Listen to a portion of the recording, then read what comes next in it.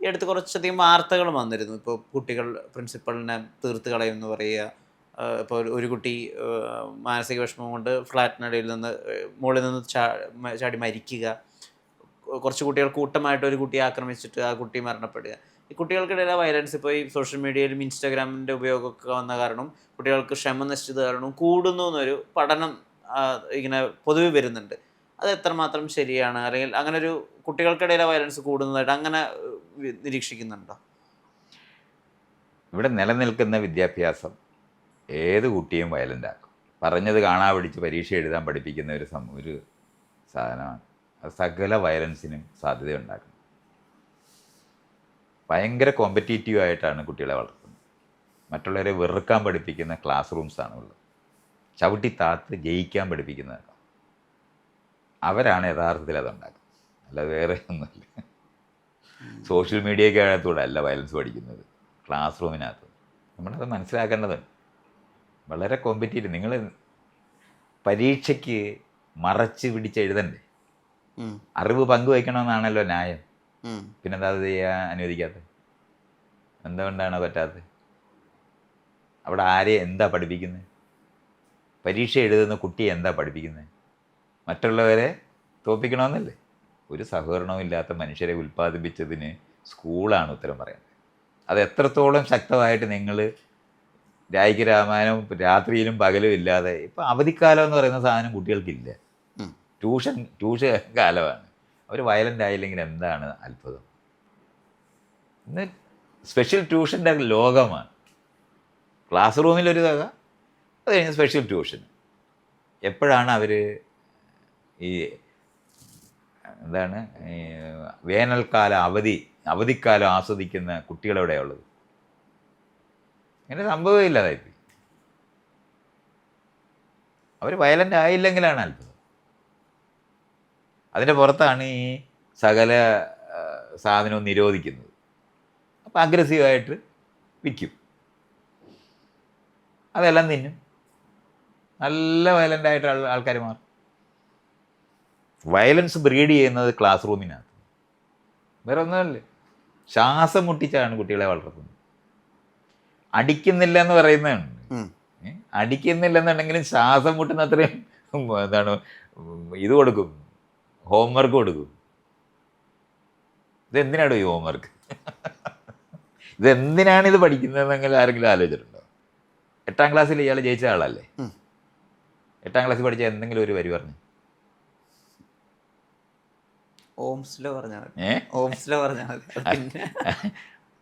ഞാനീ പറയുന്നത് ഇയാൾക്ക് 8ാം ക്ലാസ്സിൽ ഇയാൾ മരിച്ചു പഠിച്ചിട്ടുള്ള സാധനങ്ങൾ ഒന്നും ഒരു ആവശ്യമില്ല. അത് വശം വന്നിട്ടില്ല. ഇപ്പം എന്നെ എൻട്രി ചെയ്യുന്നിടത്ത് ഇരിക്കുന്ന ആളിന് ഇതൊന്നും ആവശ്യമില്ല. ഇതെല്ലാം നമ്മൾ വേസ്റ്റായിട്ട് ഒരു 25 വർഷം നമ്മൾ ഈ ക്ലാസ് റൂമിലിരുന്ന് പഠിച്ചിട്ട് ഒന്നും ചെയ്യാൻ അറിഞ്ഞൂടാത്ത ഒരാളിനെ ഉൽപ്പാദിപ്പിക്കുക എന്നുള്ളതാണ് ചെയ്യുന്നത്. പഠിച്ചത് ജീവിക്കുന്നില്ലടോ. അതാ ഞാനീ പറയുന്നത്. അത് ഓരോ വർഷവും വളരെ രൂക്ഷമായ പരീക്ഷകളുടെ ലോകത്താണ് അവരെ പെടുത്തുന്നത്. ഇത് വിദ്യാഭ്യാസമേ അല്ല, കുട്ടികളെ തടവറയിലിടുന്ന സ്ഥലമാണ് ക്ലാസ് റൂംസ് എന്നത്. അവിടെ നിന്ന് വയലൻസേ ബ്രീഡ് ചെയ്യൂ. ഇനി ആ വയലൻസ് ചെയ്യാൻ വയ്യാത്ത കുട്ടികൾ ഇയാൾ പറഞ്ഞ മുന്ന പോലത്തെ ആൾക്കാരായേ ഉണ്ടാവൂ. ആദ്യ നോട്ടത്തിൽ ഒന്നും കാണത്തില്ല, പക്ഷെ അവൻ തരം കിട്ടിയാൽ എന്തും ചെയ്യും. ബ്രീഡിങ് ഗ്രൗണ്ടാണ് ഈ ക്ലാസ് റൂംസ് കൂടെ. ഇങ്ങനൊന്നും അല്ല ഈ കുട്ടികളെ പഠിപ്പിക്കണ്ടേ. ഒരു കുട്ടിയും വയലൻ്റ് അല്ല. അടിച്ചമർത്തപ്പെടുന്ന ഒരു സമൂഹത്തിനകത്ത് വളഞ്ഞു വളരും. ജീവൻ്റെ സ്വഭാവമാണ് വളഞ്ഞു വളരുക എന്ന് പറയുന്നത്. നേരെ വളരാൻ പറ്റത്തില്ലെങ്കിൽ വളഞ്ഞു വരണം. നേരെ വളരുന്നിടം എല്ലാം അടയ്ക്കും. അതാ സംഭവിക്കുന്നത്. ഈ ഇപ്പോൾ കുട്ടികൾക്കിടയിൽ ലഹരി ഉപയോഗം കൂടുന്ന സമയത്ത് കുറച്ച് ഓൺലൈൻ മാധ്യമങ്ങളൊരു പ്രതികരണത്തിന് വേണ്ടി മൈത്രൻ്റെ അടുത്തേക്ക് വന്നപ്പോൾ ലഹരി നിരോധിക്കുകയല്ല, ലഹരി ഉത്തരവാദിത്വപൂർവ്വം എങ്ങനെ ഉപയോഗിക്കണമെന്ന് പഠിപ്പിക്കുകയാണ് വേണ്ടതെന്ന് പറഞ്ഞിട്ടുണ്ടായിരുന്നു. അങ്ങനെ തന്നെയാണ്. അതൊന്ന് വിശദീകരിക്കാം. അതാണ് വിശദീകരിച്ചുകൊണ്ടിരിക്കുന്നത്. ഇപ്പം ഞാൻ എന്നോട് പറഞ്ഞുകൊണ്ടിരിക്കുന്നത് തന്നെ. ലഹരി ആരെങ്കിലും ഉപയോഗിക്കണമെന്ന് പഠിപ്പിക്കുകയല്ല, ലഹരി എന്താണെന്നും എങ്ങനെ ഉപയോഗിക്കണമെന്നും പഠിപ്പിക്കുക. ഉപയോഗിക്കുക എന്ന് പറയുന്നത് നിങ്ങളുടെ ചോയ്സ് മാത്രം. റേഷൻ കടയിൽ കൂടെ കൊടുക്കണമെന്നാണ് ഞാൻ പറഞ്ഞത്. അല്ല, അപ്പം അത് കഴിഞ്ഞില്ലേ? പക്ഷേ ഇത് ഉള്ളതാണ്. അത് എങ്ങനെയാണ് ഉപയോഗിക്കേണ്ടതെന്നാണ്. ലൈംഗിക ബന്ധത്തിൽ ഏർപ്പെടുന്നതിനെ പറ്റി പറയുന്നത് അതുപോലെ തന്നെയാണ്. ഗർഭം ഉണ്ടാകാതെ എങ്ങനെയാണ് ലൈംഗിക ബന്ധത്തിൽ ഏർപ്പെടുന്നത്, അതിനല്ലേ കോണ്ടമൊക്കെ കണ്ടുപിടിച്ചത്. രോഗം പകരാതിരിക്കുന്നതിനും അത് തന്നെയാണ് വേണ്ടത്. ഞങ്ങൾ പഠിപ്പിച്ചിരുന്നതാണ് കോണ്ടം ഉപയോഗിച്ച് എങ്ങനെയാണ് ലൈംഗിക ബന്ധത്തിൽ ഏർപ്പെടണമെന്ന്. എയ്ഡ്സ് പ്രിവെൻഷന് വേണ്ടി ചെയ്തിരുന്നത്. അതിപ്പോൾ നിർത്തിയത് കാരണം കൊണ്ട് വീണ്ടും ആൾക്കാരത് ഉപയോഗിക്കുന്നവരും വീണ്ടും എയ്ഡ്സ് പിടിക്കുന്നിടത്ത് എത്തിയില്ലേ. ഈ ഇൻട്രാവീനസ് ഇഞ്ചക്ഷൻ നടത്തി IDU എന്നാണ് അതിന് പറയുന്നത്. അത് ചെയ്യുന്ന ആൾക്കാർക്ക് സിറിഞ്ച് കൊടുത്തിട്ടുള്ള ആളാണ് ഞാൻ. എല്ലാവർക്കും ഒരു സിറിഞ്ച് വേണം. അങ്ങനെയായിരുന്നു എയ്ഡ്സ് പ്രിവെൻഷന് പഠിപ്പിക്കുന്നത്. എല്ലാവർക്കും സിറിഞ്ച് ഞങ്ങൾ കൊടുക്കുക ചെയ്തത്. അല്ല നിങ്ങൾ മയക്ക് മരുന്ന് ഉപയോഗിക്കേണ്ടെന്ന് പറയുകയല്ല ചെയ്തത്. കാരണം അത് പറഞ്ഞാലും രഹസ്യമായിട്ട് അവർ ചെയ്യും നമുക്കറിയാം. പക്ഷേ നമ്മളുടെ പ്രശ്നം എന്താണ്? ഒരു സിറിഞ്ച് ഉപയോഗിച്ച് എല്ലാവരും കൂടെ കുത്തിവെച്ചാൽ എല്ലാവരും എയ്ഡ്സ് പിടിക്കും എന്നറിയുന്നതുകൊണ്ടാണ് എല്ലാവർക്കും സിറിഞ്ച് കൊടുക്കുക എന്നുള്ളതാണ് അതിൻ്റെ പരിഹാരം. കാരണം രഹസ്യമായി ചെയ്യുന്ന കാര്യങ്ങളായിട്ട് ഒരു സ്ഥലം നിൽക്കുകയാണെങ്കിൽ നിങ്ങൾ ഇനി എന്ത് ചെയ്താലും അത്രേ പറ്റൂ. നമ്മൾ ആ പ്രോജക്റ്റ് ചെയ്തിട്ടുള്ള ആളാണ് ഞാൻ.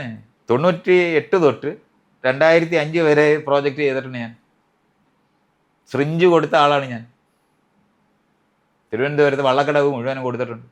നിങ്ങൾ ആ വള്ളക്കടവിൽ പോയിട്ട് അവിടുത്തെ മുഴുവൻ ആൾക്കാരും ചോദിച്ചത് എന്നെ അറിയുന്നവർ അവരല്ലേ. എനിക്ക് എല്ലാ മഫിയ സംഘങ്ങളുമായിട്ട് നേരിട്ട് ബന്ധമുണ്ടായിരുന്നു. അതുകൊണ്ട് അവരാണ് ഇതെല്ലാം വിതരണം ചെയ്യുന്നത്. അവരുടെ അടുത്ത് നമ്മൾ രോഗം പിടിക്കാതെ എങ്ങനെയാണ് ചെയ്യണമെന്ന് പഠിപ്പിച്ചിട്ടുള്ളൂ. ഇത് എന്നെ എയ്ഡ്സ് കൺട്രോൾ സൊസൈറ്റിയിൽ നിന്ന് പഠിപ്പിച്ചതാ. കേരള ഗവൺമെൻറ് പഠിപ്പിച്ചത് തന്നെ. പക്ഷെ പരസ്യമായിട്ട് അവർ പറയത്തില്ലല്ലോ. നമ്മളിത് പറയുമോ? നമ്മൾ സിറിഞ്ചുമായിട്ട് പോയി ഈ ഇൻട്രാവീനസ് ആയിട്ട് ചെയ്യുന്ന ആൾക്കാർക്ക് പേഴ്സണലായിട്ട് നിനക്കൊരു സിറിഞ്ച് വേണം, അത് വേറെ ഒരാളുടെ ഷെയർ ചെയ്യരുത്. നമ്മുടെ പ്രശ്നം എന്താണ്? എയ്ഡ്സ് ഇതിനേക്കാളും അപകടകരമാണെന്ന് അറിയുന്നത് തന്നെ എയ്ഡ്സ് പിടിച്ച് ആകരുത് എന്നുള്ളതാണ്. മറ്റേത് അവന് വലിക്കണോ കുടിക്കണോ കുത്തിവയ്ക്കണോ എന്നുള്ളത് അവന് തീരുമാനിക്കേണ്ട സ്ഥലമാണ്. അത് നമ്മൾ പറഞ്ഞാൽ നിർത്തത്തില്ല. പക്ഷെ രോഗം പിടിച്ചെല്ലാവരുടെ വരണ്ടെന്ന് നമുക്കറിയാം. അതാണ് ചെയ്തിട്ടുള്ളത്. ലൈംഗിക ബന്ധത്തിൽ ഏർപ്പെടണ്ടെന്ന് പറഞ്ഞാൽ ആളുകൾ രഹസ്യമായ ലൈംഗിക ബന്ധത്തിൽ ഏർപ്പെടും. അവർക്ക് കോണ്ടം വിതരണം ചെയ്യുകയായിരുന്നു ഞങ്ങൾ ചെയ്തിരുന്നത്. എല്ലാ ലൈംഗിക തൊഴിലാളികളെയും അവർക്ക് അവരുടെ ജീവിതത്തിന് നിലനിൽക്കാൻ വേണ്ടി അവർ ലൈംഗിക ബന്ധത്തിൽ ഏർപ്പെട്ടാൽ അവർക്ക് രോഗം വരാതിരിക്കാനുള്ള കോണ്ടം അവർക്ക് കൊടുക്കുക എന്നുള്ളതാണ് ചെയ്തത്. അവരുടെ ക്ലയൻസ് കോണ്ടം ധരിച്ചിട്ട് മാത്രമേ ബന്ധമുണ്ടാക്കാനായിരിക്കും. അതാണ് നമ്മൾ പഠിപ്പിച്ചത്. ഇതെങ്ങനെയാണ് നിയന്ത്രിക്കാൻ പറ്റുമെന്നുള്ളത് ഞങ്ങൾ പഠിച്ചത്. ഇന്ന് അത് പറയാനായിട്ട് കഴിയാതെ ഇവിടുത്തെ മോറലിസ്റ്റുകൾ ചെയ്യുന്നതുകൊണ്ടാണ് ഈ IDU അല്ലെങ്കിൽ ഇൻട്രാവീനസ് ഇഞ്ചക്ഷൻ നടത്തിയ ആൾക്കാർക്ക് എയ്ഡ്സ് പിടിക്കത്തില്ല. നിങ്ങൾ നിരോധിച്ച രഹസ്യമായി ചെയ്യുന്നിടത്ത് ഇത് മുഴുവൻ വരും. ഇതുകൊണ്ടാണ് നിരോധിക്കരുതെന്ന് പറയുന്നത്. നിരോധിക്കുന്ന ഒരു സാധനം വളരെ വില കൂടും. കാരണം ഇത് അഡിക്ഷൻ ഉള്ളതാണ്. അതുകൊണ്ട് ആൾക്കാർ എങ്ങനെങ്കിലും മേടിച്ച് ഉപയോഗിക്കും. അപ്പോൾ വലിയ വിലയിൽ വിൽക്കേണ്ടി വരും. വലിയ വില കൊടുത്ത് വാങ്ങുന്ന സാധനം അവർക്ക് കാശുണ്ടാകണമെങ്കിൽ അവരത് വിൽക്കുന്നവരായിട്ടും കൂടെ മാറും. അങ്ങനെ ഉപയോഗിക്കുന്നവർ വീണ്ടും വിൽപ്പനക്കാരായി മാറിയെന്ന ദൂഷിത വലയം എന്ന് പറയുന്ന സൈക്കിളിൽ പെടും. അതുകൊണ്ട് സകലരും വലിക്കുകയും സകലരും കുത്തിവയ്ക്കുകയും ചെയ്യുന്നവരായിട്ട് മാറ്റാതിരിക്കാനാണ് നിരോധിക്കരുതെന്ന് പറയുന്നത്. അല്ല, ഇപ്പം MDMA നിരോധിച്ചൊരു ലഹരിയാണല്ലോ. ഞാൻ പറഞ്ഞ MDMA അല്ല, ഒരു സാധനവും നിരോധിക്കേണ്ട കാര്യമില്ല. നിരോധനമാണ് തെറ്റ്. നിരോധിക്കണ്ട. അപ്പോൾ ഇത് കുട്ടികളത് ഉപയോഗിക്കുന്നു. കുട്ടികൾ ഉപയോഗിക്കത്തില്ല. അങ്ങനെയാണത് രഹസ്യമായിട്ട്. അതാണ് ഈ നിരോധിക്കുന്ന സാധനങ്ങൾ ഉപയോഗിക്കാനായിട്ട് എല്ലാവരും ശ്രമിക്കും. കാരണം അതിനകത്ത് ത്രില്ലുണ്ട്. അങ്ങനെയാണ് അത് വരുന്നത്. നിങ്ങൾ പണ്ട് സിഗരറ്റ് വലിക്കരുതെന്ന്, ഇപ്പം എന്താണ് സിഗരറ്റ് എല്ലായിടവും മേടിക്കാൻ കിട്ടുമല്ലോ. സിഗരറ്റ് വലിക്കുന്നത് കുറഞ്ഞിട്ടില്ലേ? എല്ലാ കടയിലും മേടിക്കാൻ കിട്ടത്തില്ലേ? അതെങ്ങനെ കുറഞ്ഞത്? ഇയാൾ പറ. സിഗരറ്റ് നിരോധിച്ചിരുന്നെങ്കിൽ എല്ലാവരും സിഗരറ്റ് വലിച്ചേനെ. അതിന് പകരം നമ്മളെന്താ ചെയ്തത്? സിഗരറ്റ് വലിക്കുന്ന വഴി നിങ്ങൾക്ക് പല നഷ്ടങ്ങളും ഉണ്ടാകുമെന്നവരെ പഠിപ്പിക്കുകയാണ് ചെയ്തത്. ഇത്രയാണ് ഈ പറയുന്നത്. നിങ്ങൾ വണ്ടി ഓടിക്കുമ്പോൾ ഇവിടെ 30 കിലോമീറ്റർ ഓടിക്കണമെന്നും 50 കിലോമീറ്റർ ഓടിക്കണമെന്നും ആ റോഡിൽ പോയാൽ 100 കിലോമീറ്റർ ഓടിക്കാമെന്നാണ് പഠിപ്പിക്കുന്നത്. അപകടം വരാതിരിക്കാൻ വേണ്ടി ഹെൽമെറ്റ് വെക്കണമെന്ന് പഠിപ്പിക്കും. സീറ്റ് ബെൽറ്റ് ഇടണമെന്ന് പഠിപ്പിക്കും. ഇങ്ങനെയാണത് ചെയ്യുന്നത്. അല്ല വണ്ടി വീട്ടിൽ വെച്ചേക്കാനല്ല പറയുന്നത്. ഇനി തൊട്ട് വണ്ടി ഓടിക്കണ്ടെന്ന് പറഞ്ഞാൽ രഹസ്യമായി ആളുകൾ ചെയ്യും. അത് വരരുത്. അത്രയാണ് നമ്മൾ മനസ്സിലാക്കേണ്ടത്.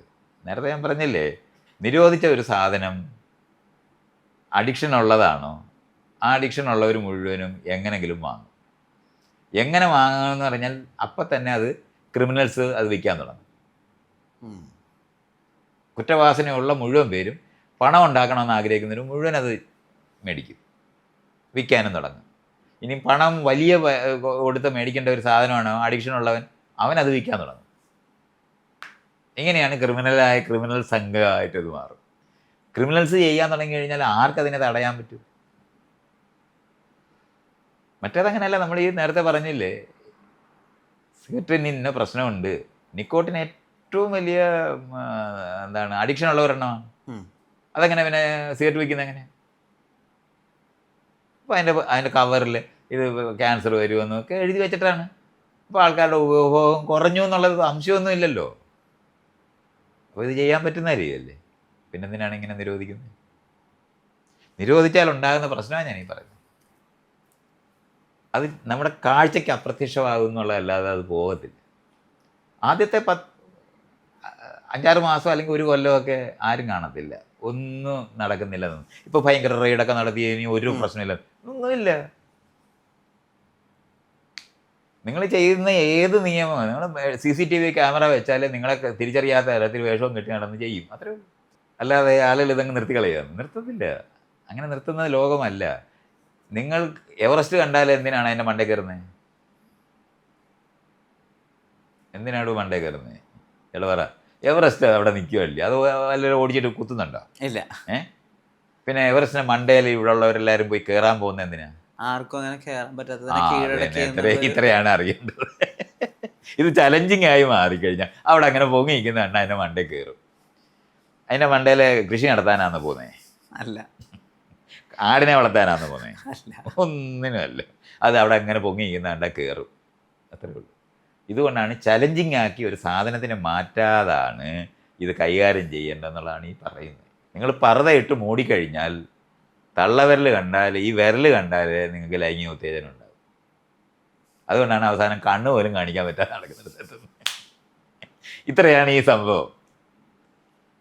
ആ യൂറോപ്പിലൊക്കെ എല്ലായിടത്തും ചെന്ന് ആളുകളെല്ലാവരും മിനി സ്കർട്ട് വിട്ട് അവിടെയൊക്കെ നടക്കുന്നത്. അവിടെ ആരെങ്കിലും കാല് കണ്ടിട്ട് ചാടത്തില്ല, അത്രയേ ഉള്ളൂ. നഗ്നതയല്ല, മറച്ചു വയ്ക്കുന്നതാണ് ഉത്തേജകമായി മാറുന്നത്. നിങ്ങൾ എത്രത്തോളം മറച്ചു വയ്ക്കുന്നു അത്രത്തോളം ഭ്രാന്തമായ ആവേശം ഉണ്ടാക്കും. മദ്യം കഴിക്കുന്നതും സിഗരറ്റ് വലിക്കുന്നതും ഒക്കെ നിരോധിക്കപ്പെട്ടിരുന്ന സ്ഥലം തന്നെയായിരുന്നു. ആ സമയത്ത് എല്ലാ ആൾക്കാരും പരമാവധി അത് ഉപയോഗിക്കുന്നവരായിരുന്നു. കാരണം അത് ചലഞ്ചായതുകൊണ്ടാണ്. അപ്പോൾ യൗവനമുള്ളവർക്ക് ചലഞ്ചസ് കണ്ട് അവരത് പറ്റേക്കപ്പ് ചെയ്യും. ഇത്രയൊക്കെ തിരിച്ചറിയാനുള്ള ബുദ്ധിയൊക്കെ ഇവിടെ ഉള്ളവർക്ക് ഇല്ല എന്ന് ഞാൻ വിചാരിക്കുന്നു. ഇതൊക്കെ നിരോധിക്കണമെന്ന് പറയുന്നത് മദ്യം വയ്ക്കുന്ന ലോബിയുടെയും സിഗരറ്റ് വയ്ക്കുന്നവരുടെയും ആവശ്യമാണ്, അത്രയേ ഉള്ളൂ. അല്ലാതെ ഇത് അവൈലബിൾ ആയ, ഇപ്പം സിഗരറ്റ് ഇവിടെ അവൈലബിൾ അല്ലേ? ഇയാൾ വലിക്കുന്നുണ്ടോ? എത്ര വലിക്കുന്നുണ്ട്? ഇഷ്ടം പോലെ വലിക്കുമോ? അത്രയേ ഉള്ളൂ. റെഗുലേറ്റ് ചെയ്യുന്നു, ഇത്രയാണ് ചെയ്യുന്നത്. സിഗരറ്റ് ഇവിടെ ഉണ്ട്, ഞാൻ വലിക്കുന്നില്ലല്ലോ. എന്നെ പേടിപ്പിച്ചിട്ട് എന്നാ ഞാൻ വലിക്കാതിരിക്കുന്നത്. എനിക്കറിയാതെ വലിച്ചാൽ എനിക്ക് നഷ്ടം ഉണ്ടാകുന്ന സാധനമാണെന്ന്. ഇത് പഠിപ്പിക്കുക എന്നുള്ളത് മാത്രമാണ്. നിരോധിച്ചാൽ മെനക്കെട്ട ആൾക്കാർ വിൽക്കും. കാരണം അത്രയും കാശ് കൊടുക്കും. പെട്ടെന്ന് പണക്കാരനാകുന്നവൻ മുഴുവൻ ഈ പണിയെല്ലാം ചെയ്യും. അങ്ങനെയാണ് അതിനെയാണ് നമ്മൾ പറഞ്ഞത് വിക്ഷ്യ സർക്കിൾ, ദൂഷിത വലയമായി. അങ്ങനെയാണത് നിൽക്കുന്നത്. ഇത് ചെയ്യരുതെന്നായി പറയുന്നത്. റെഗുലേഷൻസ് ആവശ്യമാണ്. അതുകൊണ്ടാണ് സ്പീഡിൽ വണ്ടി ഓടിച്ചാൽ ചാകും എന്നറിയുമ്പോഴും നമ്മൾ വണ്ടി പഠിപ്പിച്ച് നിയന്ത്രിതമായിട്ട് വണ്ടി ഓടിക്കാൻ പഠിപ്പിക്കുക എന്നുള്ളതാണ് ചെയ്യുന്നത്. ലൈംഗിക ബന്ധത്തിൽ ഏർപ്പെട്ട കുട്ടികളായിരുന്നാലും കുഞ്ഞുങ്ങളുണ്ടാകും. പക്ഷെ കുഞ്ഞുങ്ങളെ വളർത്താൻ നമുക്ക് പറ്റാത്ത കാരണം കൊണ്ട് നിങ്ങൾ കോണ്ടം ഉപയോഗിച്ച് ബന്ധം ഉണ്ടാക്കണമെന്ന് പഠിപ്പിക്കുകയാണ് വേണ്ടത്. അല്ലാതെ ലൈംഗിക ബന്ധത്തിൽ ഏർപ്പെടുന്നവരുടെ ലിംഗമെല്ലാം ചെത്തിക്കളയുമൊന്നുമല്ല, നിരോധനമൊന്നുമല്ല. അങ്ങനെയൊന്നും ചെയ്തുകൂടാ.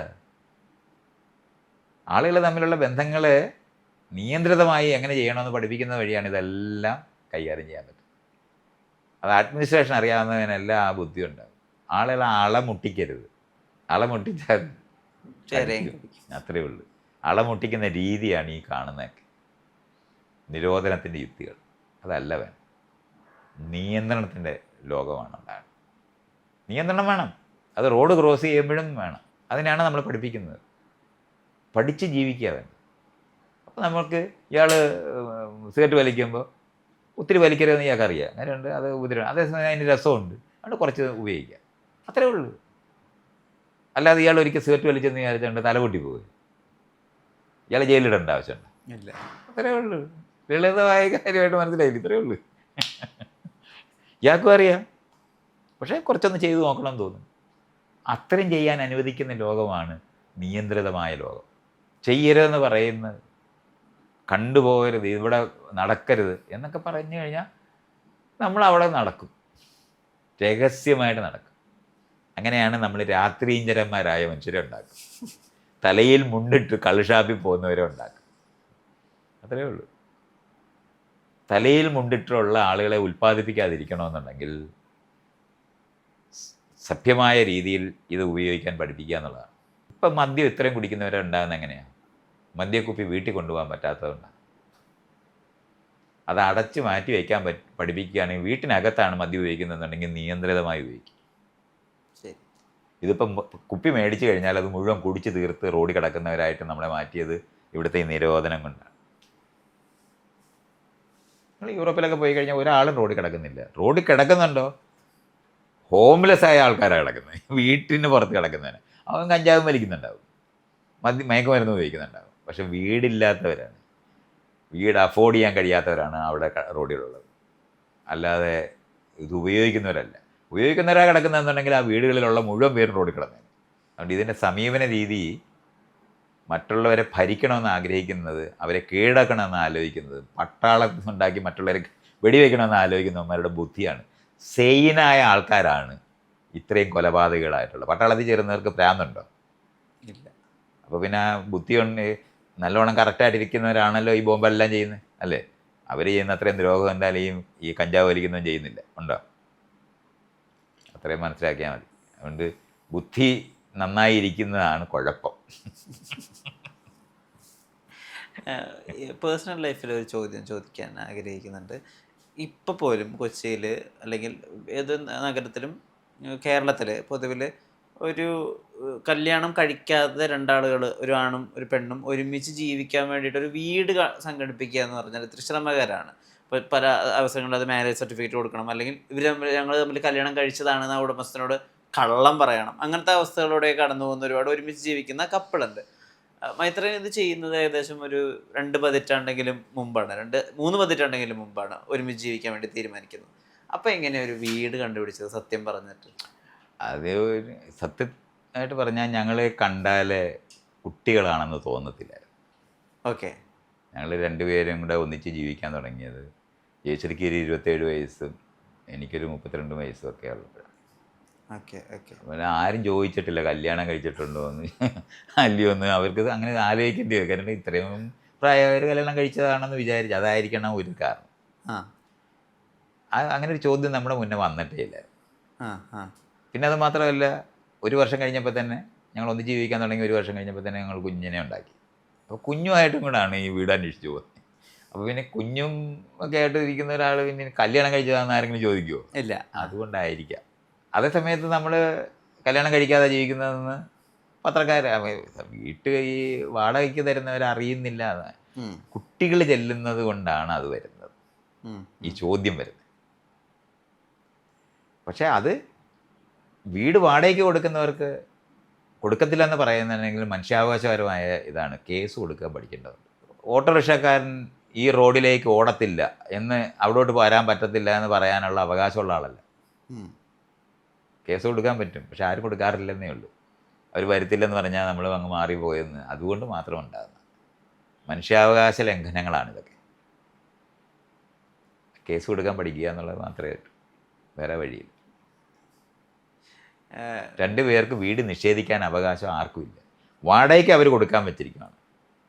അവിടെ വെജിറ്റേറിയൻസിനെ കൊടുക്കത്തുള്ളൂ എന്ന് കഴിഞ്ഞാൽ കേസ് കൊടുക്കാവുന്ന സ്ഥലമാണ്. അങ്ങനെ നിയമങ്ങൾ ഉണ്ടാക്കാൻ, വ്യക്തിഗതമായി നിയമം ഉണ്ടാക്കാൻ ആർക്കും അവകാശമുള്ളൂ? അങ്ങനെ ഇല്ല. എൻ്റെ ജാതിക്കാർക്ക് മാത്രമേ ഈ വീട് കൊടുക്കത്തുള്ളൂ എന്ന് പറഞ്ഞാൽ എഴുതി വയ്ക്കാൻ അങ്ങനത്തെ അവകാശമില്ല. വാടകയ്ക്ക് കൊടുക്കുകയാണെന്നുണ്ടെങ്കിൽ അത് സോഷ്യലായ ഇതാണ്. എൻ്റെ മക്കൾക്ക് ഈ സ്വത്ത് കൊടുക്കത്തുള്ളൂ എന്ന് പറഞ്ഞാൽ പ്രൈവറ്റാണ്. പബ്ലിക് യൂട്ടിലിറ്റിക്ക് വെക്കുന്ന സാധനത്തിന് നാട്ടിലെ നിയമം അനുസരിച്ച് ചെയ്യേണ്ടതാണ്. ആളുകൾക്ക് ധൈര്യമില്ലാത്തതുകൊണ്ടാണ് ഇത്തരത്തിലുള്ള വരികളും ഒക്കെ അനുഭവിക്കേണ്ടി വരുന്നത്. കേസ് കൊടുക്കണം. ബാച്ചിലേഴ്സിന് കൊടുക്കത്തില്ലെന്ന് എഴുതി വയ്ക്കാനൊക്കെ കേസ് കൊടുക്കണം. നമുക്കതിനുള്ള അവകാശം കൊണ്ടൊരു പബ്ലിക് യൂട്ടിലിറ്റി ഈ വണ്ടിക്കകത്ത് നിങ്ങൾ ടാക്സി ആയിട്ട് ചെയ്തിട്ട് അങ്ങനെ പ്രൈവറ്റായിട്ട് ഇഷ്ടംപോലെ പെരുമാറാനായിട്ട് വാടകയ്ക്ക് കൊടുക്കാനൊക്കത്തില്ല. നിയമമുണ്ട് അതിനൊക്കെ. ഇത് നമ്മുടെ അവകാശം ഉണ്ടെന്ന് നമുക്ക് അറിഞ്ഞുകൂടാത്തവരായതുകൊണ്ടാണ് മുഷ്ക് കൊണ്ട് ചെയ്യുന്ന കാര്യങ്ങളെല്ലാം അവകാശമില്ലായ്മയായിട്ട് തെറ്റിദ്ധരിക്കുന്നുണ്ട്. ഇയാൾ ടാക്സി ഓടിക്കുന്ന സമയത്ത് ഇയാൾക്ക് ഇന്ന ആൾക്കാരെ ഞാൻ ഇതിനകത്ത് കയറ്റത്തുള്ളൂ എന്ന് പറയാനുള്ള അവകാശമില്ല. അതേ സ്ഥലം തന്നെയാണ് ഇതൊക്കെ. വീട് വാടകയ്ക്ക് കൊടുക്കുന്ന ഇവിടെ ആരാണ്? അതിന് നമ്മൾ ഇതൊക്കെ കൊടുക്കണ്ടേ, ടാക്സും സാധനങ്ങളെല്ലാം കൊടുക്കണ്ടേ? ഇപ്പം എന്താണ് ഈ ഹോം സ്റ്റേ ഒക്കെ ഉണ്ടാക്കണേ, എല്ലാം തന്നെ ലൈസൻസ് മേടിക്കണ്ടേ? ഈ ലൈസൻസ് കൊടുക്കുമ്പം അതിനുള്ള കണ്ടീഷൻസ് ഉണ്ട് അതിനകത്ത്. അവിടെ പരമാവധി പറയുന്നത് മദ്യം ഉപയോഗിക്കാൻ പറ്റും, മദ്യം ഇന്നടത്തെ ഉപയോഗിക്കാൻ പറ്റും, ഇതൊക്കെ ഇങ്ങനെയൊക്കെയുള്ള സാധനങ്ങൾ അവരവിടെ എഴുതി വയ്ക്കുമല്ലോ. ഈ ഞങ്ങളുടെ വീട് അതുപോലുള്ള അവകാശം ഈ ചെയ്യുന്ന ആളുകളുണ്ട്. അതുണ്ടെന്ന് അറിഞ്ഞുകൂടാത്ത ജനതയാണിത്. അതുകൊണ്ടാണ്. അല്ലാതെ ഞങ്ങൾക്ക് ഇഷ്ടമുള്ളവർക്ക് മാത്രമേ വീട് കൊടുക്കത്തുള്ളൂ എന്ന് പറഞ്ഞിട്ട് വീട് വാടകയ്ക്ക് കൊടുക്കാനൊക്കത്തില്ല. അത് ടാക്സിക്കാരനുള്ള അതേ അവകാശമില്ലായ്മയാണ് വീട് വാടകയ്ക്ക് കൊടുക്കുന്നവർക്കുള്ളത്. അത് പബ്ലിക്കായിട്ട് അനൗൺസ് ചെയ്യുന്നതല്ലേ. അവിടെ ഈ ഇങ്ങനെ എഴുതി വയ്ക്കാനും പറയാനൊന്നും ഒക്കത്തില്ല. കേസ് കൊടുക്കാനും അത് ചലഞ്ച് ചെയ്യാനും ആളുകൾ പോകാതിരിക്കുന്നതുകൊണ്ടാണ് ഇതൊക്കെ നടക്കുന്നത്. ബസ്സിനകത്ത് കയറുമ്പം നിങ്ങളെ ഞങ്ങൾ ബസ്സിൽ കയറ്റത്തില്ല എന്ന് പറയാനൊക്കത്തില്ല. നിങ്ങൾ ഇവിടെ ഇരിക്കാനൊക്കത്തില്ല, ഇറങ്ങിപ്പോകണമെന്ന്. ജാതിയും മതമൊക്കെ അനുസരിച്ചിട്ട് ഇതുപോലെ ആൾക്കാർ പെരുമാറുന്നത് മുഴുവൻ നമ്മൾ മാറ്റിയതല്ലേ. അങ്ങനെ ആയിരുന്നല്ലോ. അതെ, തറയിലിരിക്കണമായിരുന്നല്ലോ. അതെല്ലാം മാറ്റിയതല്ലേ. ടിക്കറ്റ് മേടിക്കാനായിട്ട് ബുക്ക് ചെയ്യാൻ പോകുമ്പം ജാതിയും മതവും അനുസരിച്ചിട്ട് ബുക്ക് ചെയ്യുന്നത് വെച്ചാൽ നമ്മൾ സമ്മതിക്കുമോ? സമ്മതിക്കില്ല. അതേ സ്ഥലം തന്നെയാണ്. പബ്ലിക് യൂട്ടിലിറ്റിയാണ്. വീട് വാടകയ്ക്ക് കൊടുക്കാൻ അയാളുടെ സ്വന്തം നിയമം ഉണ്ടാക്കാൻ പറ്റത്തില്ല.